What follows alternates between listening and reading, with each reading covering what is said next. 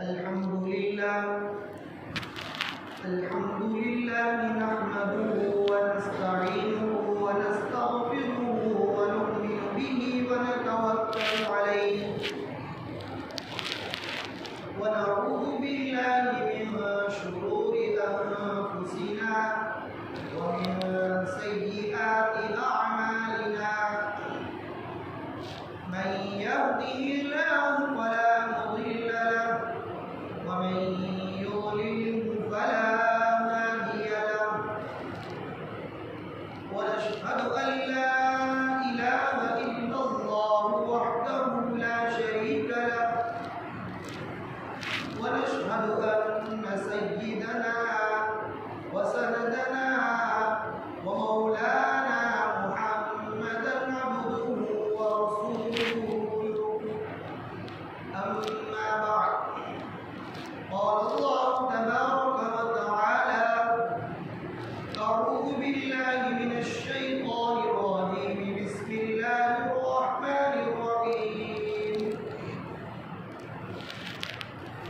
ولا تهنوا ولا تحزنوا وأنتم الأعلون إن كنتم مؤمنين صدق الله العلي العظيم.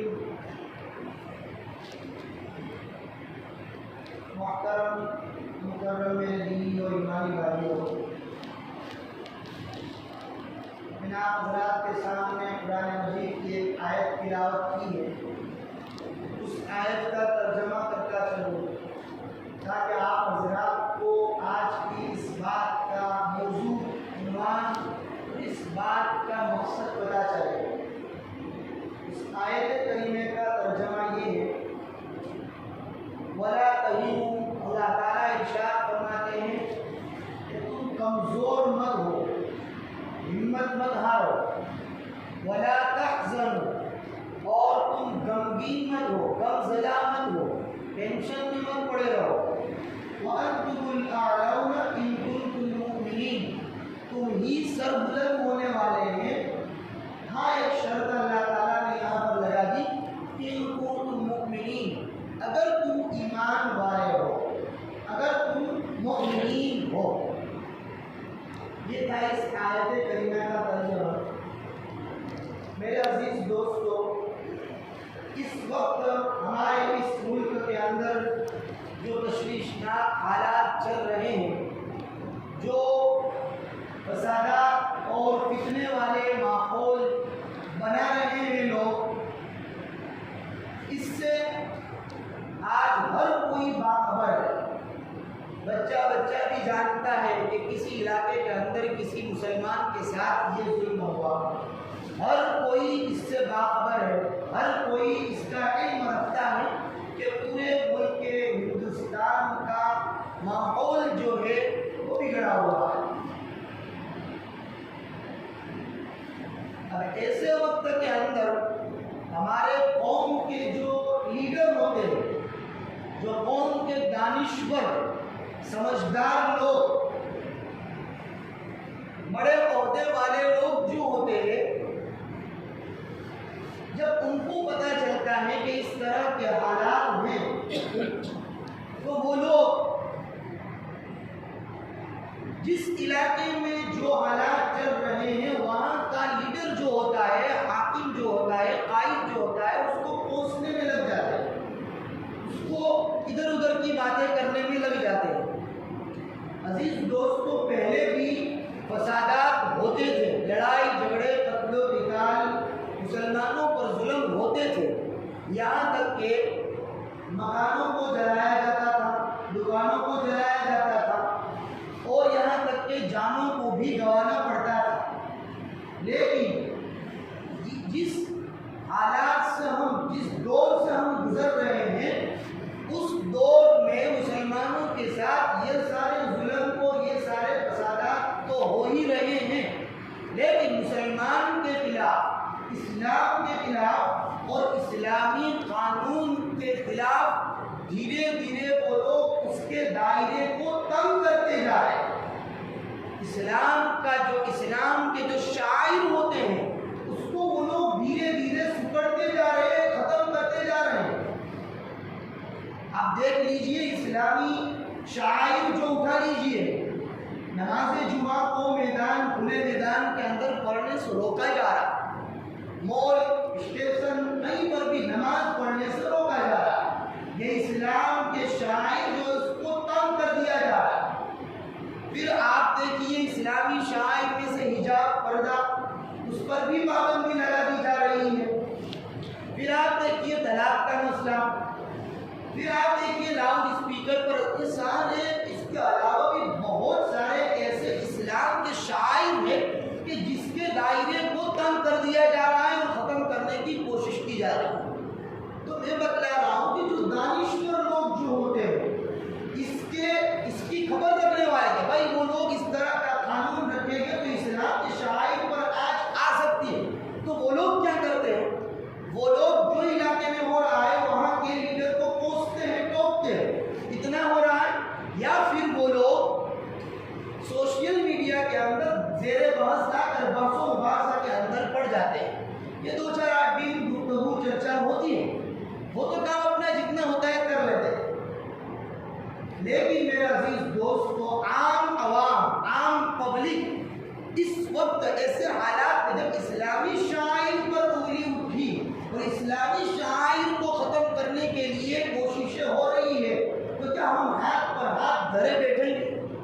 تو ہمیں کیا کرنا ہے، اس پر مجھے آج آپ حضرات کے سامنے بات بتلا دی کہ بھائی ہمارے اسلامی شعائر پر آنچ آ رہی ہے، اسلامی شعائر کو بدلنے کی کوشش کر رہے ہیں، تو کیا ہم اسی طرح بیٹھے رہیں گے؟ لیڈروں نے اور بڑے عہدے والوں نے اپنا کام کر لیا، چھوٹ گئے۔ عزیز دوستو، علماء دیوبند میں سے حضرت مفتی ابوالقاسم صاحب نعمانی دامت برکاتہم العالیہ، جو دارالعلوم دیوبند کے معتمد ہیں اور استاذ حدیث بڑے استاذ ہیں، ان کو اس بات کی فکر لاحق ہوئی کہ بھائی بڑے لوگ، عہدے والے لوگ، کسی پارٹی والے لوگ اپنا کام کر رہے ہیں، عام پبلک، عام جنتا کیا کرے؟ اس کے لیے تو کوئی مسئلہ، کوئی حل تو ہونا چاہیے۔ میں آج آپ حضرات کے سامنے حضرت مفتی ابوالقاسم صاحب نعمانی کی ہی بات کو نقل کروں گا۔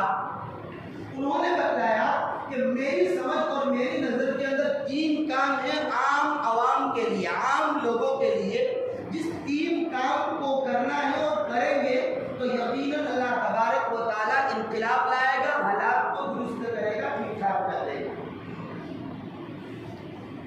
انہوں نے بتلایا کہ کیا حالات کس طرح خراب ہے، تو بتلایا کہ کچھ مہینوں پہلے ہمارے اس ملک کے اندر ایک فلم ریلیز ہوئی دا کشمیر فائلز کے نام سے، اس کو پورے ملک کے اندر دکھایا گیا۔ کیا تھا اس کے اندر؟ بتلایا گیا کہ اس میں ہندو پنڈتوں کے متعلق تھا۔ کیا مقصد تھا دکھانے کا اور بتلانے کا پوری قوم کو؟ یہ مقصد ایک بتلایا کہ اس فلم کو بتلانے سے جو غیر مسلم لوگ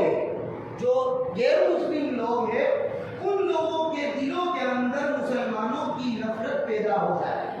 اس فلم کو صرف اتنا ایک مقصد انہوں نے بتلایا کہ مسلمانوں کی نفرت غیر مسلموں کے دلوں کے اندر بیٹھ جائے۔ اب نفرت ان کے دل میں پیدا ہو جائے گی تو کیا ہوگا؟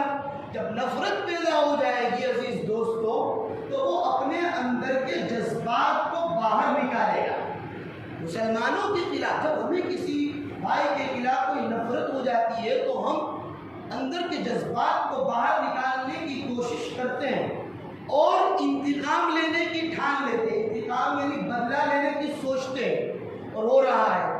اس فلم کو دیکھنے کے بعد آپ نے کئی واقعات سنے ہیں، مدارس مکاتب پر جو کچھ بھی حملے ہوئے، یہاں تک کہ حالیہ کچھ 1-2 ہفتے پہلے کسی داڑھی کرتے پائجامے ٹوپی والے کو شہید، 2-3 کو کر دیا، کسی امام کو شہید کر دیا۔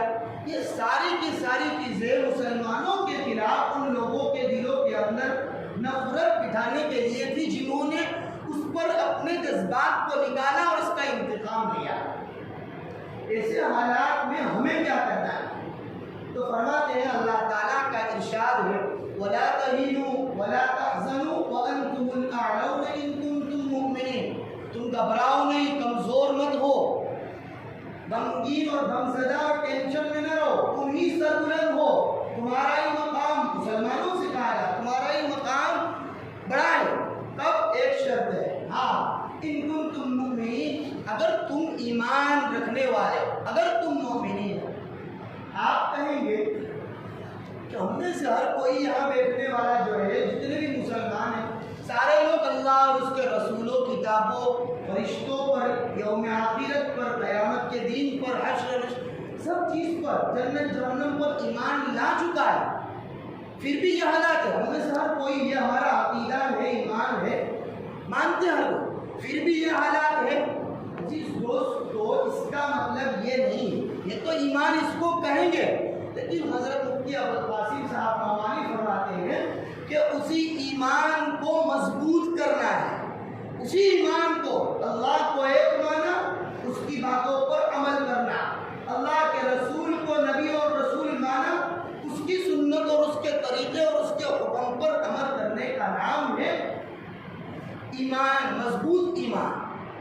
دو چیزیں انہوں نے بتلائی کہ ایمان کے دائرے میں پہلے نمبر پر آتا ہے کہ اعمال کو درست کرے اور اخلاق کو درست کرے۔ اعمال سے مراد عزیز دوستو ہم سمجھ سکتے ہیں حقوق اللہ اور حقوق العباد، اللہ کے جتنے حق ہے، نماز، روزہ، زکوٰۃ، حج، حقوق العباد، بندے کے جو حق ہے، وراثت وغیرہ جتنے بھی جو کچھ بھی ہے، ان چیزوں پر اپنے اعمال کو اور اپنے عمل کو لانا اور صحیح طریقے سے لانے کا نام ایمان مضبوط ہونا ہے۔ جب یہ صحیح نہج پر آ جائے گا تو خدا پاک کی قسم ہم ہی لوگ بلند ہوگے، سر بلند ہوگے۔ میں واقعہ ایک مختصر سا بتلا دوں، ہر کوئی جانتا ہے اعمال سے متعلق۔ جب صحابہ کرام کسی لڑائی میں تھے، اب تعداد میں بھی زیادہ، فتح کے قریب تھے، کامیابی کے، لیکن نہیں ہو رہی تھی جیت ان کو نہیں ہو رہی تھی۔ آپس میں ملے، مشورہ کیا کہ کوئی عمل ہم سے چھوٹ رہا۔ دیکھا گیا کہ مسواک ایک عمل چھوٹ رہا ہے۔ جیسے ہی مسواک کی اس سنت پر عمل کرنے کے لیے سارے لوگ ہو گئے جمع، تو دشمن پشت پھیر کر بھاگ گیا کہ یہ لوگ اپنے دانت کو لکڑیوں سے سجا رہے ہیں اور تیز کر رہے ہیں، کہیں ایسا نہ ہو کہ ہمیں بھی کچے کچے چبا جائے۔ یہ ہے آج ہم نے اس مسواک کی سنت کو بھی کیا کہا؟ چھوٹی سنت۔ عزیز دوستو، اللہ کے رسول کی کوئی بھی سنت چھوٹی نہیں ہے۔ ایک مسواک کی فضیلت 70 اس کے فضائل ہیں، 70 فضائل، ان میں سب سے بڑی فضیلت یہ ہے کہ جو مسواک کو پابندی سے کرتا ہے اس کو مرتے وقت اللہ تعالیٰ کلمہ نصیب فرماتا ہے۔ اس کے علاوہ ہمیں کیا چاہیے؟ اور جس شخص کا آخری کلمہ لا الہ الا اللہ محمد رسول اللہ ہوگا تو جنت میں جائے گا۔ آج ہم نے سنتوں کو، اللہ اور اللہ کے رسول کو کے طریقے اور اس کے اعمال کو چھوڑ دیا اور حالات آئے۔ یہ مثال میں نے اعمال سے متعلق، اخلاق سے متعلق بھی سن لیجیے۔ آج ہمارے اخلاق کیسے ہیں عزیز دوستو؟ آج ہمارے اخلاق، ہمارے کردار، ہمارے دوسرے بھائی کے ساتھ پیش آنے کا طریقہ یہ ہے کہ ہم گالی گلوچ سے، برے لقب سے ہی پیش آ رہے ہیں۔ کسی بھی بھائی سے ہم مل، کسی کا مقام اور مرتبہ اور کسی کی پوزیشن ہم نہیں دیکھ رہے کہ کوئی اس محلے کا بڑا ہے، اس گاؤں کا لیڈر ہے، اس ٹیم کا اور اس پارٹی کا یہ بڑا ہے۔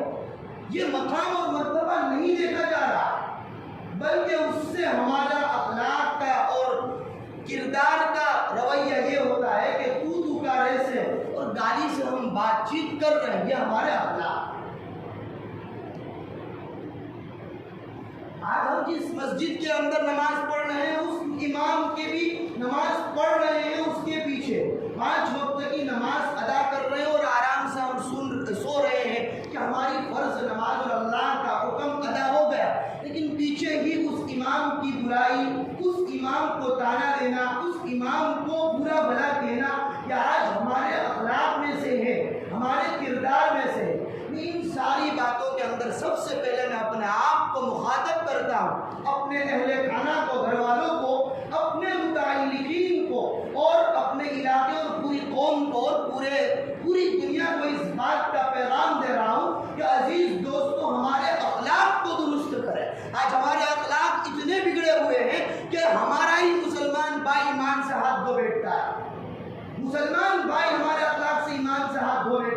غیر کی تو دور کی بات. نبی کریم صلی اللہ تعالی علیہ وسلم کا یہ دین اسلام کس سے پھیلا ہے؟ ہم اس کی تاریخ اور اس کی بات، اس کے طریقے بیان کر رہے ہیں کہ یہ اخلاق سے پھیلا ہے، نہ کہ تلوار سے، نہ کہ مار دھاڑ سے، اخلاق سے پھیلا ہے. اخلاق کے واقعات بہت سارے کتابوں میں بڑے بڑے ہیں، بہت سارے ہیں. آپ نے سنا ہوگا کہ جب آپ صلی اللہ علیہ وسلم ایک درخت کے نیچے آرام فرما رہے تھے، قیلولہ کر رہے تھے، دوپہر کا وقت تھا، دشمن آپ پر تلوار تان پر کھڑا ہو گیا. دشمن نے پوچھا کہ آپ کا مجھ سے کون بچائے گا؟ جواب دیا کہ اللہ. اس کے ہاتھ کانپنے لگے اور تلوار چھوٹ گئی. پھر حضور نے تلوار لی اور کہا کہ تو بول تجھے کون بچائے گا؟ اس نے کہا تیرے علاوہ مجھے کوئی نہیں بچا سکتا. اللہ کے رسول صلی اللہ تعالی علیہ وسلم نے جان لینے والے دشمن کو بھی معاف کیا. کیا فائدہ اور نتیجہ اور ثمرہ نکلا؟ یہ ایک شخص جس کو معاف کر دیا وہ چلا گیا اپنے محلے اور اپنے گاؤں میں، علاقے میں گیا، وہاں کے کئی پورے اپنے خاندان کو لے کر آیا اور حلقہ اسلام میں داخل ہو گیا. کئی واقعات ہیں. حضرت سیدنا حمزہ رضی اللہ تعالی عنہ کی شہید کرنے والے جو شخص تھا اس کو بھی معاف کر دیا اور صحابی بن گیا. کلیجہ چبانے والے کو بھی معاف کر دیا اور صحابیہ بن گئی. کئی واقعات ہیں میرے عزیز دوستوں جو اخلاق سے پہلے. آج ہمارے اندر اعمال کی بھی، میرے اندر اور ہم سب کے اندر سب سے پہلے اعمال کی کمی ہے. آج حقوق اللہ اور حقوق العباد میں ہم اتنے پیچھے عزیز دوستوں کے یہ حالات آ رہے ہیں اور بھگت رہے ہیں، اور اس میں ہمارے اسلامی شعائر کو ختم کرنے کی ناپاک سازشیں ہو رہی ہیں. اور اخلاق بھی اتنے ہمارے کچے ہیں کہ ہمارا ہی بھائی ہم سے دور بھاگ رہا ہے. یہ پہلی بات مفتی ابوالقاسم صاحب نعمانی نے بیان فرمائی اور کہا کہ عزیز دوستو تم ڈرو نہیں، کمزور مت پڑو اور غم زدہ نہ ہو، ٹینشن نہ لو. تم ہی سربلند ہونے والے ہیں جب اعمال اور اخلاق کو درست کر کے اپنے ایمان کو مضبوط بنائیں. پھر جب ہمارے اعمال اخلاق مضبوط بن گئے، فلن تجد لسنت اللہ تبدیلا ولن تجد لسنت اللہ تعبیلا. کسی کی ہمت نہیں ہے کہ وہ اللہ تعالیٰ کے اس حکم کے اندر تبدیلی کرے یا پھیر پھار کرے. اللہ کا حکم صرف صحابہ کے لیے نہیں تھا. وہ صحابی بڑے مقام کے تھے، اس کے باوجود بھی جنگ میں پتہ نہیں ہو رہی تھی. تو ہم کو کس کھیت کی انگلی ہے بھائی؟ ہم کس کھیت کے ہوئے ہیں کہ ہم ہاتھ پر ہاتھ دھرے بیٹھے ہیں اور ہمارے اسلامی شعائر کو ختم کرنے کی ناپاک سازشیں ہو رہی ہیں. ایک کام یہ بتلایا کہ اعمال اور اخلاق کے ذریعے ایمان کو مضبوط کرو. دوسرا کام یہ بتلایا حضرت مفتی ابوالقاسم صاحب نعمانی نے کہ اسی اعمال کو مضبوط کر کے، اسی اخلاق کو مضبوط کر کے تم دوسرے تک اس کو صحیح انداز کے اندر پیغام پہنچاؤ. اسلام کا سچا پیغام عام کرو. یہ لفظ استعمال کیا ہے کہ عمل کر کے اسلام کے پیغام کو اور اسلام کے سچے پیغام کو عام کرو. کیوں بھائی عام کرنا ہے؟ ان لوگوں کے بڑے لوگوں نے، ان لوگوں کے دماغ میں بچے تک، میرے ساتھ بھی کئی بار معصوم بچے کرتا پائجامہ دیکھ کر عزیز دوستوں بھاگ رہے ہیں اور آتنکوادی، دہشت گرد اور برا بھلا سمجھ رہے ہیں. ان لوگوں کے بڑوں نے ان کے دماغوں کے اندر یہ ڈال دیا ہے کہ مسلمان جو ہے وہ مسلمان دہشت گرد ہے، آتنکوادی ہے، برا ہے، یہ ہے برا. ان لوگوں کا کام ہے. عزیز دوستو ہمارا کام یہ ہے کہ ہم اپنا اعمال اور اخلاق کو صحیح کر کے اس اسلام کی سچی تعلیمات کو پیش کریں ان لوگوں کے سامنے، عملی نمونہ بنا کر. جیسے 2 سال پہلے جب لاک ڈاؤن تھا، لاک ڈاؤن کے اندر کھانے پینے کے نالے پڑ چکے تھے، 5 سالی کا زمانہ تھا، جان کی لوگ فکر کر رہے تھے، لوگ مر رہے تھے.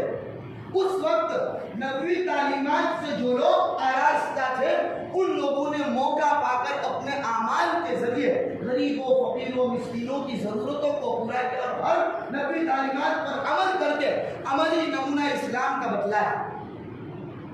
یہ دوسرا کام بتلایا کہ بھائی اپنے اندر عمل کو لے لا کر اسلام کی تعلیم کو سچا بنا کر پیغام کو عام کریں.